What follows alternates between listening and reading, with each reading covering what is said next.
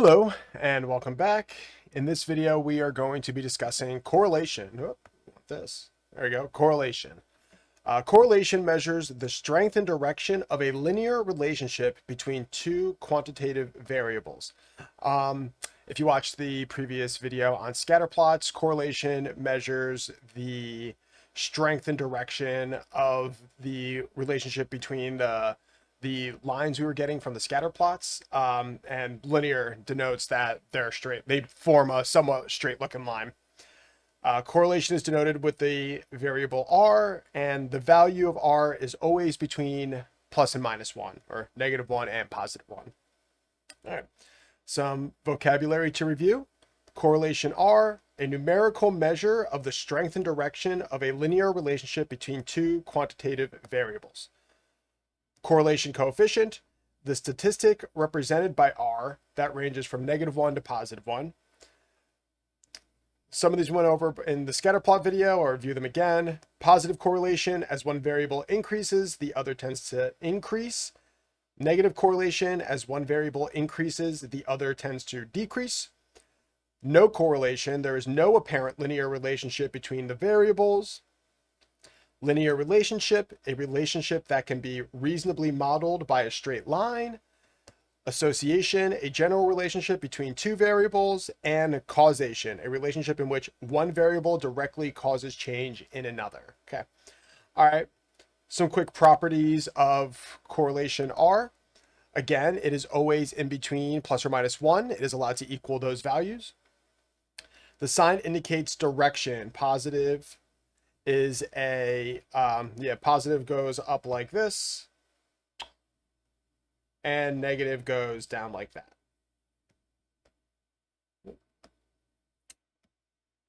R has no units. We just say the number, that's it. Swapping x and y does not change r. There really is no reason to swap x or y. There might be some rare cases where you do, but if you swap them and invert your graph, you're going to get the same r values.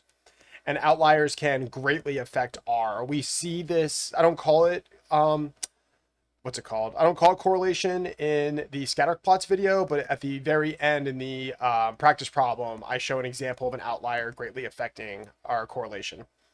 All right. Interpreting correlation. So here I have a table made of what the values of r indicates. So +1 is a perfect positive. All points lie on an increasing line. Somewhere between +7 to +9, you can consider a strong positive correlation and strong upward trend.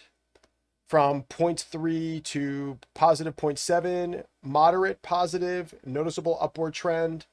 0 is no strength, no correlation, there's no relationship. And then same thing, but in the negatives, -0.3 to -0.7 is a moderate negative strength, noticeable downward trend. -0.7 to -0.9, a strong negative strength with a strong downward trend. And -1 is a perfect negative strength where all points lie on a decreasing line. And so below I have some visual examples of what that might look like. So r is about 0.95 here, which is very close to 1. You can see it makes almost a perfectly straight line. We can draw over this. I draw my line like that there. You can see all the points. Yeah, pretty much every point there touches the line. We could say a very strong positive correlation. Points are clustered around an upward sloping line. As x increases, y almost always increases. Why? Because there's very little scatter. And again, scatter, we talk about scatter from this imaginary line. You consider it deviation as well. There's very little scatter. The relationship is very strong and predictions are highly reliable. Here we have an example of a moderate positive correlation. The points scatter a little bit more from our imaginary line here, but they're relatively close. R here is 0.6, which we put in our moderate range from the above table. Moderate positive correlation, there is an upward trend, but the points are more spread out. Why? The points still follow an upward trend, but the increased scatter makes predictions less reliable. Again, if If you haven't already watched the scatter plot video, I pretty much talk about all this in that video, but here we're just relating it to correlation. And then here we have r equals 0. Points are all over the place. There's no linear correlation. Points are apparently random. There's no upward or downward linear pattern. So knowing x provides a little information about y. And then same in the negatives. Here we have, this is not a weak one. This is a moderate one. I don't have an example of a weak one, but you can figure that out. Here is a moderate negative. R is about negative 0.6. And here is a strong negative with R about negative 0.95. All the points are much closer to our imaginary line than for this example here. All right, so in the other videos, I talk about correlation and causation. Going to give a better example of that right over here. Correlation does not imply causation. So like, here, let's take a look at these examples. So in the one example I give, ice cream sales and drowning increase during the summer. This is not because ice cream sales cause drowning, but because warmer weather, more people are going swimming. So like, say we have a graph here, like let's use this one for an example. And this, our x-axis is ice cream sales, right? And our y-axis is drowning. Okay. This type of graph would illustrate that, hey, when ice cream sells more, people tend to drown more. But we know the real relationship is when the weather gets warmer, people tend to eat more ice cream. And likewise, when the weather gets warmer, people swim more, which means there's more drowning. So this is an example of just correlation does not equal causation. And this is something we can use to misrepresent information or try to push some type of narrative that's not true. It's something to be careful of. This is where critical thinking comes in. And you actually have to think about what the data represents as opposed to just accepting what you see right in front of you. Another example I give here. Shoe size and reading ability in children are related. This is not because shoe size is an indicator of reading ability, but because age is a lurking variable. As kids get older, typically their reading ability gets better. Likewise, as they get older, their feet get bigger, so they have to buy bigger shoes. These two things are not necessarily related. All right. Some common mistakes. Believing correlation proves cause and effect. Again, you have to be careful with this. Using R for nonlinear relationships. I don't know if we're going to touch nonlinear in this section, but an example of a nonlinear would be if your points kind of made a pattern that looked like this, where all the points are going around this kind of line. Just a quick little picture. That's an example of a nonlinear one. This is not straight. Linear means straight. So we cannot use our correlation rule if our scatter plot looks something like this. This is going to be fun to erase. One more. Okay. Ignoring outliers, we have to be mindful of them. They will have a huge impact on our data. And then thinking R equals 0 means there's absolutely no relationship. That's something that's easy to confer from data, but it's not always the case. All right, cool. And then there's an easy practice problem. Describe the direction and strength of each visual example. Which graph has R closest to +1? Which graph has R closest to -1? Which graph is R closest to 0?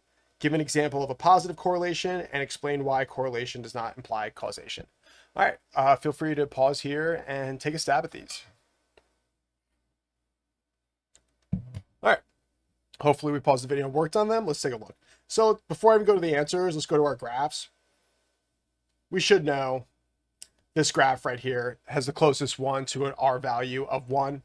It's 0.05 away, and more importantly, it's closest to a perfectly straight line. The one closest to -1, likewise, is going to be this one here, negative 0.95. Again, 0.05 away from 1 and almost a perfectly straight line. And we have those answered. Oh, I skipped number 1. That's 2 and 3 here. Okay. Number 1, describe the strength and direction of each visual example. We went over that when we covered it, but just really quickly, R equals plus 0.95, very strong positive correlation. R is about positive 0.6, moderate positive correlation. R is 0, no linear correlation. R is about negative 0.6, moderate negative, and R is about negative 0.95, strong negative. Okay. Which graph has R closest to 0? The 0 one. Again, we could take a look at that. When our points are all seemingly random and all over the place, we could say that's r equals 0. Give an example of a positive correlation. So there, you could have tons of examples for a positive correlation. These are just a couple I gave. Hours studied versus test score. Typically, the more you study, the better your score is. Temperature versus ice cream sales. Back to the whole shoe thing. When the weather gets warmer, people buy more ice cream. And height versus arm span. Typically, the taller you are, the wider your arm span is. And then why does correlation not imply causation? Correlation does not imply causation because two variables can be related without one causing the other. A lurking variable or coincidence may explain the relationship. Cool. Not a tough one here. Pretty simple subject. Thank you for tuning in. As always, a link to the notes will be in the video description, and I will see y'all next time. Take care.